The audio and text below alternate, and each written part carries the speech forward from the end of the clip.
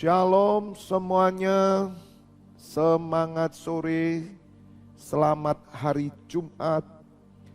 Mari dengan cepat saat ini kita buka dalam Wahyu 12. Wahyu 12, kita buka di ayat yang ke-10. Nyanyian kemenangan. Wahyu 12 ayat 10. Dan aku mendengar suara yang nyaring di surga berkata, sekarang telah tiba keselamatan dan kuasa dan pemerintahan Allah kita dan kekuasaan Dia yang diurapinya. Karena telah dilemparkan ke bawah pendakwa saudara-saudara kita yang mendakwa mereka siang dan malam di hadapan Allah kita. Dan mereka mengalahkan Dia oleh darah anak domba. Dan oleh perkataan kesaksian mereka, karena mereka tidak mengasihi nyawa mereka sampai ke dalam maut. Karena itu bersukacitalah hai surga dan hai kamu sekalian yang diam di dalamnya. Celakalah kamu hai bumi dan laut, karena iblis telah turun kepadamu dalam geramnya yang dahsyat, karena ia tahu bahwa waktunya sudah singkat. Amin. Berbahagialah Bapak Ibu Saudara mendengar firman Tuhan, merenungkan dan melakukannya. Bapak Ibu Saudara, saya memberikan judul pesan Tuhan sore hari ini adalah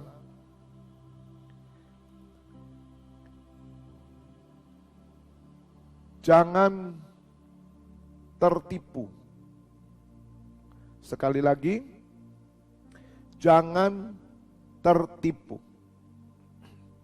Bapak Ibu Saudara, kita tahu bahwa iblis itu malaikat yang jatuh dosa dilemparkan ke dunia. Dan Bapak Ibu Saudara harus mengerti bahwa iblis ini dalam geramnya yang dahsyat, ia sedang bekerja. Karena ia tahu bahwa waktunya sudah singkat. Dari zaman rasul-rasul sampai hari ini iblis itu bekerja. Pekerjaan iblis yaitu mendakwa. Bapak Ibu Saudara, dia mendakwa saudara. Mendakwa itu mengintimidasi, mendakwa itu terus menerus siang dan malam Bapak Ibu Saudara, yang mendakwa mereka siang dan malam. Mendakwa ini adalah iblis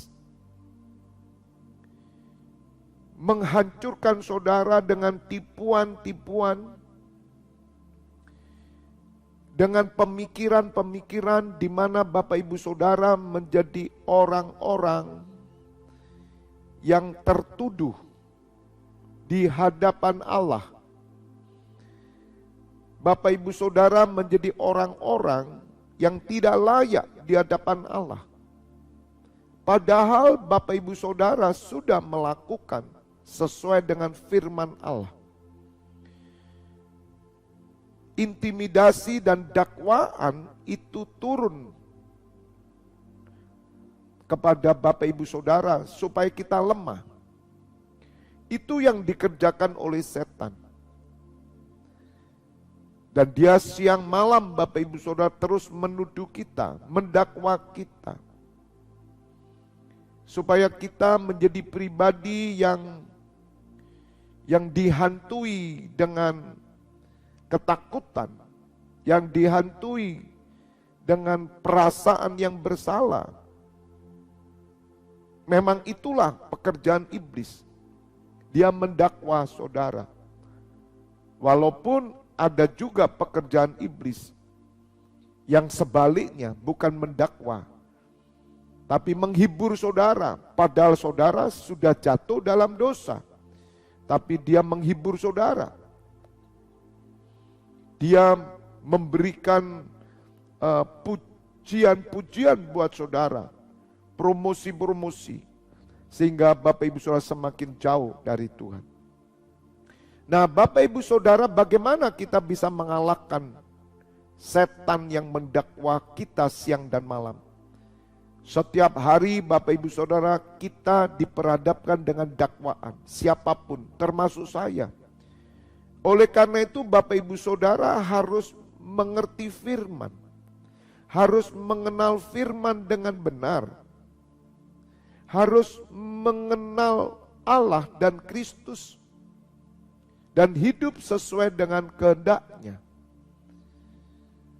Bagaimana kita bisa mengalahkan pendakwa itu? Firman Tuhan dalam Wahyu 12 dikatakan di ayat 10 bahwa mereka mengalahkan dia dengan darah anak domba.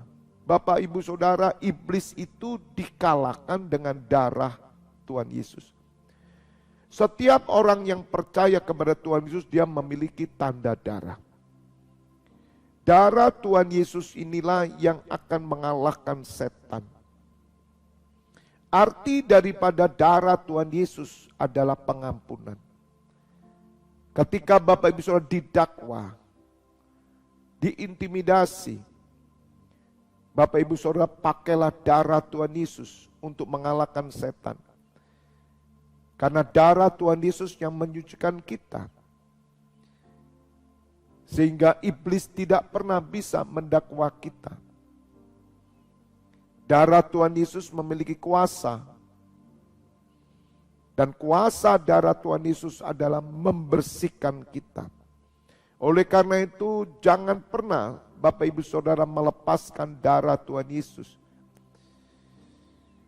Darah Tuhan Yesus inilah yang menyucikan kita dari segala dosa-dosa kita. Dan kita hidup dalam kebenaran sesuai dengan firman Allah. Yang kedua, iblis dikalahkan Bapak Ibu Saudara dengan kesaksian dari hidup kita. Bapak Ibu Saudara, kesaksian hidup kita. Kita hidup dalam kebenaran. Kita beritakan kebenaran. Kita hidup dalam kesalehan. Maka iblis dikalahkan. Iblis tidak akan pernah bisa mendakwa orang yang hidup dalam pertobatan, orang yang memakai darah Tuhan Yesus. Dan iblis tidak bisa mendakwa orang-orang yang memiliki kesaksian hidup. Hidup saudara menjadi teladan, hidup saudara menjadi terang, hidup saudara menjadi garam. Bapak Ibu Saudara, jika kita sudah bertobat dan kita sudah menjadi saksi, maka iblis tidak akan pernah bisa mendakwa kita. Dan yang ketiga, Bapak Ibu Saudara, kita harus mengenal firman Allah. Karena dengan mengenal firman Allah, maka Bapak Ibu Saudara, kita akan tahu siasat setan. Sebagaimana yang tertulis di dalam 2 Timotius 1 ayat 7, saya tunjukkan buat Bapak Ibu Saudara, supaya jangan sampai di antara Bapak Ibu Saudara berjalan 10 tahun ke depan dengan keraguan. Karena tanpa iman, tidak ada seorang berkenan kepada Allah. Iblis mendakwa kita. Contoh Bapak Ibu Saudara, sebelum kita baca ya, 2 Timotius 1 ayat 7, ada orang konseling dengan saya bahwa mereka merasa bahwa kutuk itu ada di dalam hidup mereka. Hidup saya dibayang-bayangi dengan kutuk, Pak. Setiap kali saya melakukan ini gagal. Setiap kali saya melakukan itu gagal. Kalau ada saya selalu ada celaka. Jadi hidup saya itu dipenuhi celaka. Kemarin tenang-tenang ketika saya ada terjadi sesuatu. Bapak Ibu Saudara, orang ini konseling dengan saya. Padahal orang ini adalah guru sekolah minggu. Kemudian saya katakan kepada orang tersebut bahwa Anda sedang tertipu. Karena sesungguhnya apa yang terjadi dalam hidupmu itu adalah hal yang biasa. Kegagalan, kemudian celaka, Ketidakberhasilan itu fenomena kehidupan. Dan kamu harus percaya bahwa salib Kristus sudah menanggung segala kutuk dosa dan maut. Tidak ada kutuk lagi. Kenapa orang ini bisa terintimidasi dan ketakutan minta doa pelepasan? Karena orang ini menerima pengajaran yang salah. Sehingga dari Jakarta datang ke Kota Malang hanya khusus minta petunjuk. Dan waktu itu saya ajari dia tentang firman Tuhan, bahwa di dalam Kristus kamu sudah dimerdekakan. Kamu tidak ada lagi kutuk. Bahkan engkau berdiri dimanapun, kuasa Allah ada padamu. Orang ini langsung senang. Dan dia percaya bahwa tidak ada kutuk nenek moyang lagi. Tidak ada sesuatu yang membuat apes, sial dalam hidupnya. Orang ini pulang dengan kemenangan. Bapak ibu saudara, hati-hati, contoh yang kelihatannya sederhana tapi membuat guru sekolah minggu ini tidak punya iman untuk mengajar, tidak punya iman untuk melayani. Sebab tanpa iman maka seseorang tidak berkenan kepada Allah. Nah, 2 Timotius 1 ayat 7 firman Tuhan berkata, sebab Allah memberikan kepada kita bukan roh ketakutan. Jadi Bapak Ibu Saudara, roh ketakutan, roh kebimbangan, terintimidasi, itu jelas datang dari setan. Allah tidak pernah memberikan saudara roh ketakutan, keraguan, kebimbangan, dakwaan. Jika saudara mendapatkan roh ketakutan, kekhawatiran, kebimbangan, terdakwa, ragu-ragu sebagaimana yang saya contohkan tadi, itu jelas bukan datang dari Tuhan. Roh yang mengintimidasi. Bapak Ibu Saudara, roh yang dari Tuhan, dia selalu menguatkan saudara. Roh Kudus akan menunjukkan firman-Nya dan menguatkan, bukan melemahkan. Karena Tuhan tahu hati saudara. Ya, sebentar kita akan buka di 1 Yohanes 3 bahwa Tuhan mengerti hati saudara. Dan jangan sampai hati kita juga menuduh kita. Tuhan tahu bahwa kita ini adalah orang-orang yang mengasihi Tuhan. Nah, melainkan, saya baca ulang, sebab Allah memberikan kepada kita bukan roh ketakutan, melainkan roh yang membangkitkan kekuatan. Itu bukan berarti Bapak Ibu Saudara yang malas ke gereja, malas doa, malas melakukan pelayanan, tidak terlibat sama sekali, kemudian saudara merasa tertuduh dan saudara berkata bahwa itu bukan dari Tuhan, dari setan. Bapak Ibu Saudara, justru kalau saudara malas ke gereja, setan tidak intimidasi saudara. Saudara malas berdoa, tidak intimidasi.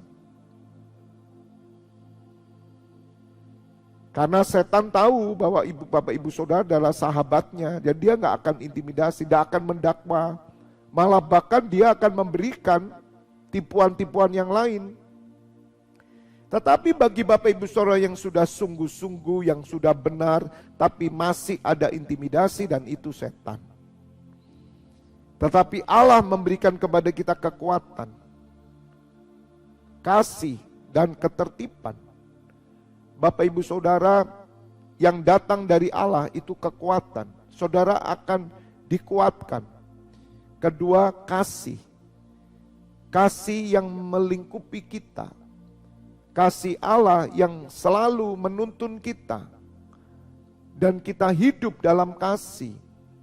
Kalau saudara mengasihi Allah dan mengasihi sesama, maka saya percaya hidupmu ada dalam kebenaran. Jangan takut.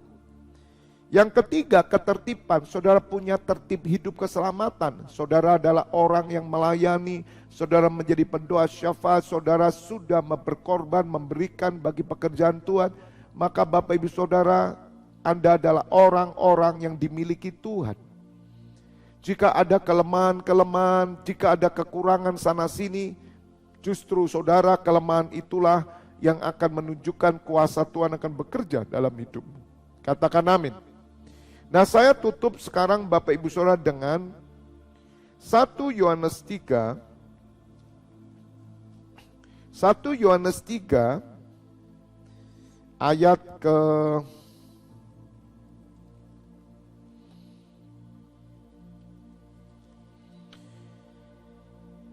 19. Perikop ini berjudul keyakinan di hadapan Allah. Bapak Ibu Saudara, kenapa saya harus menyampaikan hal ini? Karena iblis itu sedang geram hari ini. Dia memakai tipu-tipuan. Dia bisa menipu kita yang sungguh-sungguh, dia bisa menipu orang-orang yang tidak sungguh-sungguh juga.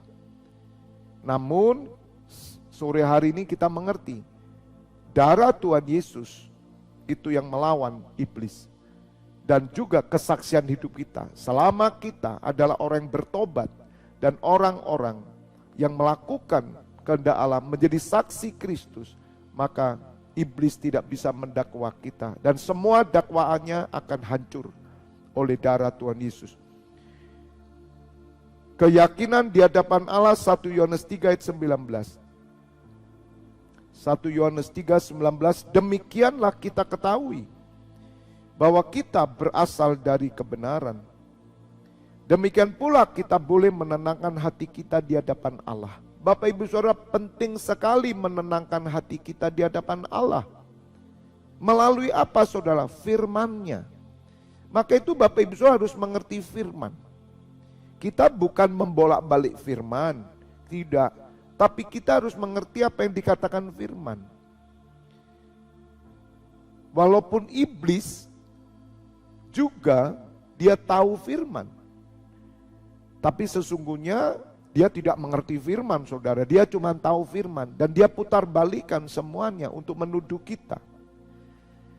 Contoh misalkan kita ini sudah bertobat. Kita ini sudah dibaptis. Iblis masih berkata kamu masih punya kutuk nenek moyang. Itu kan bohong saudara. Itu tipuan. Saudara sudah hidup benar, melayani Tuhan.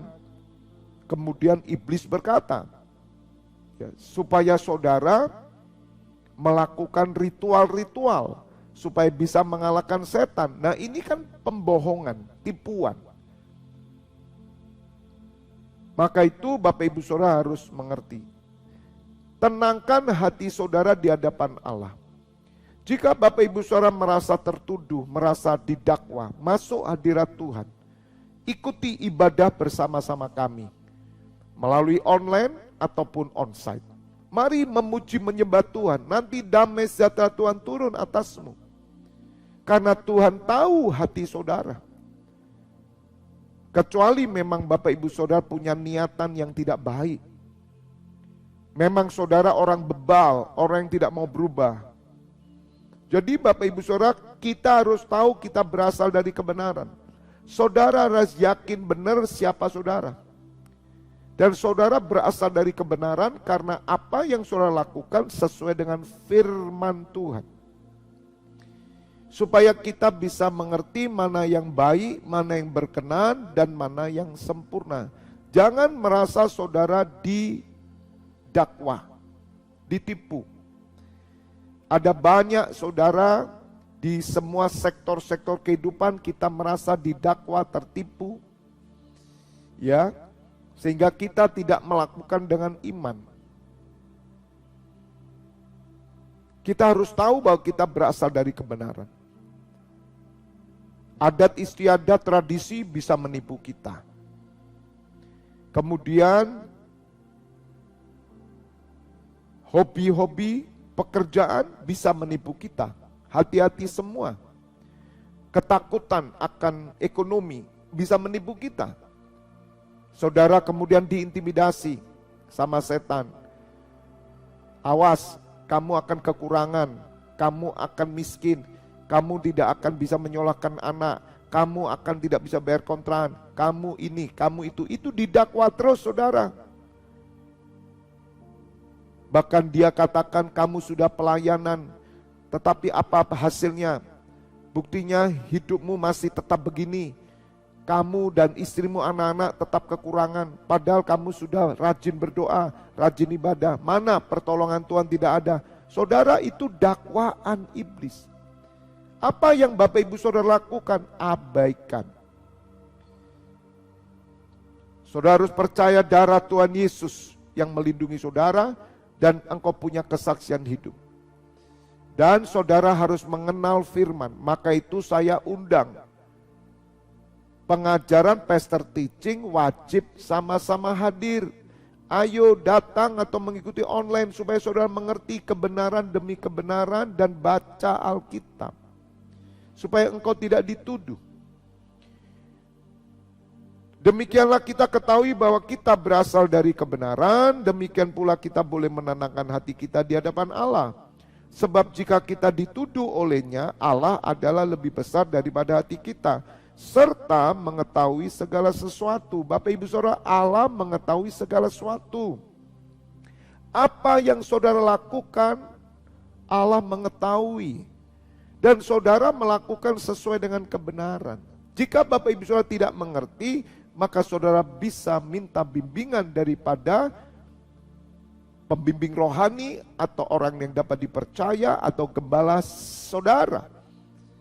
Bapak Ibu Saudara, supaya hati kita tidak menuduh kita.